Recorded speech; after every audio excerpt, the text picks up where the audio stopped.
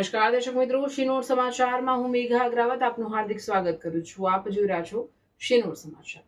નજર કરીએ આજના સમાચાર પર. પંચમહાલ જિલ્લાના પ્રખ્યાત યાત્રાધામ મહાકાળી મંદિર ખાતે એક દુઃખદ ઘટના સામે આવી છે, જેમાં વાપીથી પરિવાર સાથે દર્શન માટે આવેલી એક મહિલાનું હાર્ટ એટેકના કારણે મોત નીપજ્યું હોવાનું જાણવા મળ્યું છે. મળતી માહિતી મુજબ શકુંતલા દેવી નામની મહિલા વાપીથી પોતાના પરિવાર સાથે પાવાગઢ દર્શન માટે આવી હતી. આજે તેઓએ ડુંગર પર ચડી માતાજીના દર્શન કર્યા હતા. દર્શન પૂર્ણ કર્યા બાદ અચાનક તેમની તબિયત બગડી અને તેઓ નીચે ઢળી પડ્યા. મહિલા અચાનક બેભાન થતા મંદિર પરિસરમાં હાજર યાત્રાળુઓમાં ચકચાર મચી ગઈ હતી અને લોકોના ટોળા એકત્ર થયા હતા.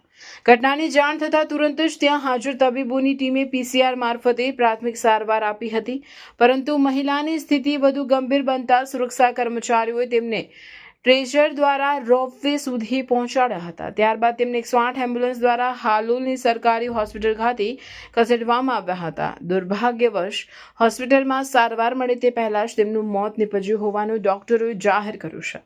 આ બનાવને પગલે પરિવારજનોમાં શોકની લાગણી છવાઈ ગઈ છે. રિપોર્ટર દીપક તિવારી, શિનોર સમાચાર ન્યૂઝ, હાલોલ, પાવાગઢ.